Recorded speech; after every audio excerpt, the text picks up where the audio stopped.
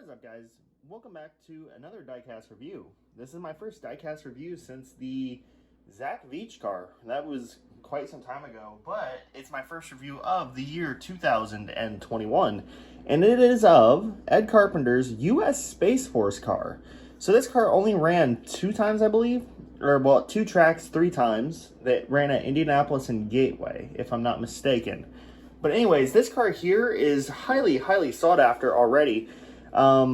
It sold out on IMS's website, which is actually unusual. Usually they do not just sell out like that. But anyways, so this car here is the Indy 500 edition, because of the tires and blah, blah, blah.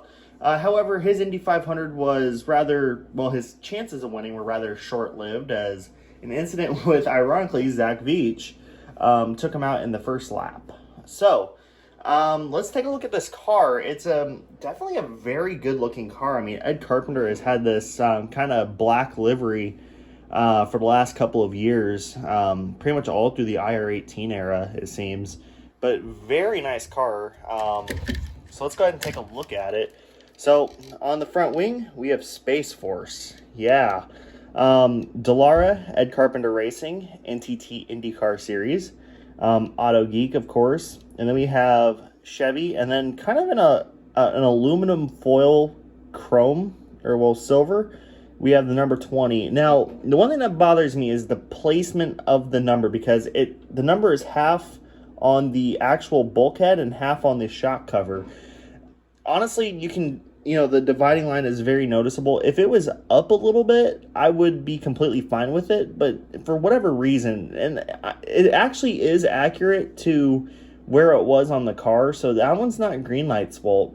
It's just whoever designed this scheme. Actually, all the Ed Carpenter schemes, because the VK is the same way. It detracts a little bit, in my opinion, because you just have that line running through the number unnecessarily. But that's just me. We got the silver continuing over here with US SF. You can't just say USAF, but USSF. It's really weird to say.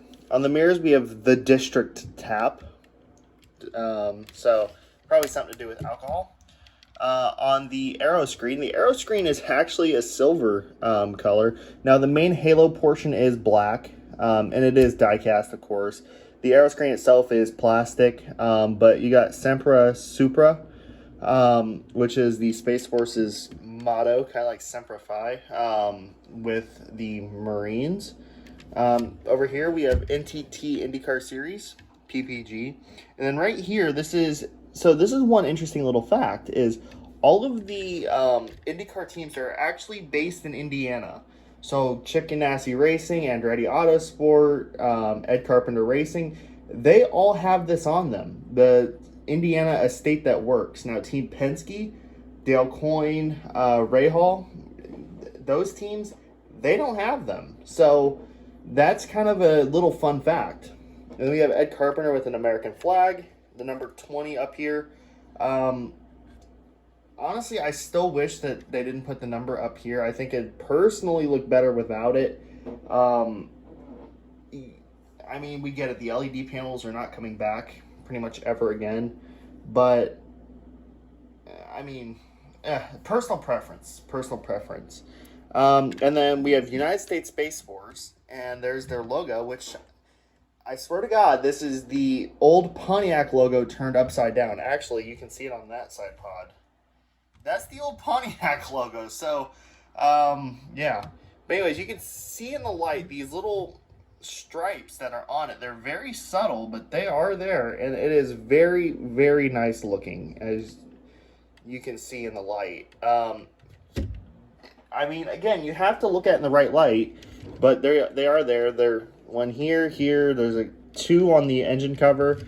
And there's also some on the nose by the number 20. And they're kind of going up. Like I said, they're very hard to see. You can kind of see it there.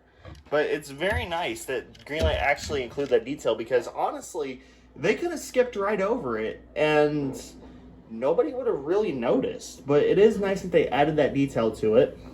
The little shark fin here is silver.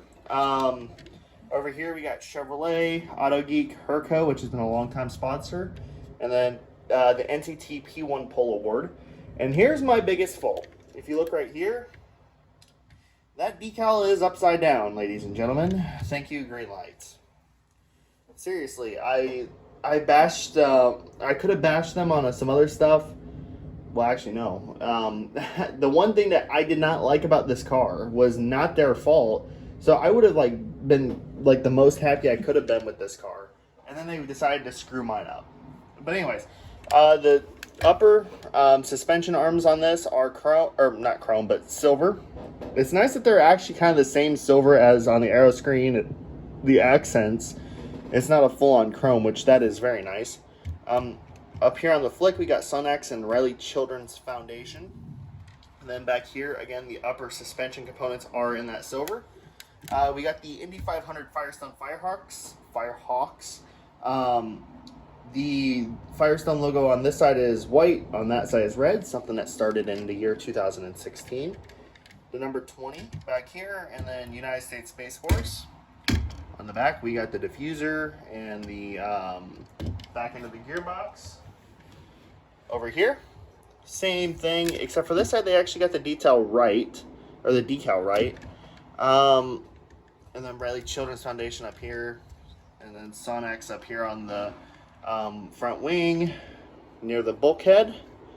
And yeah, so this car is very sweet. Honestly, if you can get your hands on one, definitely do so, because this car here is just absolutely beautiful. And it goes great with the VK. It really does. If you, like I said, if you can chance it and get your hands on it. Now, I got this fairly early. And I actually did not buy it from IMS because as of the making of this video, the museum has been closed since Thanksgiving. And also they sold out during when they were pre-ordering. So it's very difficult to get this car as of right now. Now, how it's going to be in the future, I don't know. But, you know, it's one of those must-haves. And anything Ed Carpenter, especially in 1/18 scale, usually sells out pretty fast. Like I said, getting the larger size Ed Carpenter, it's very few and far between. I mean, we've gotten the one in 2008, the Menards. We actually got one before that, I believe, when he was in the Red Bull. Since he's been racing in Indycar since 2004, which was 16 years ago, we've only got 4, so that's a long time. So definitely, you know, if you can get your hands on it, pick it up. It is a very beautiful liveried car. It would go great with the VK. It would go great with the Connor Daly.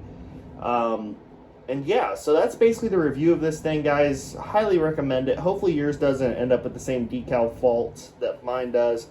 But otherwise, thanks for watching, guys, and we will see you in the next video, which will, at this rate, be next year. See you guys, and peace out.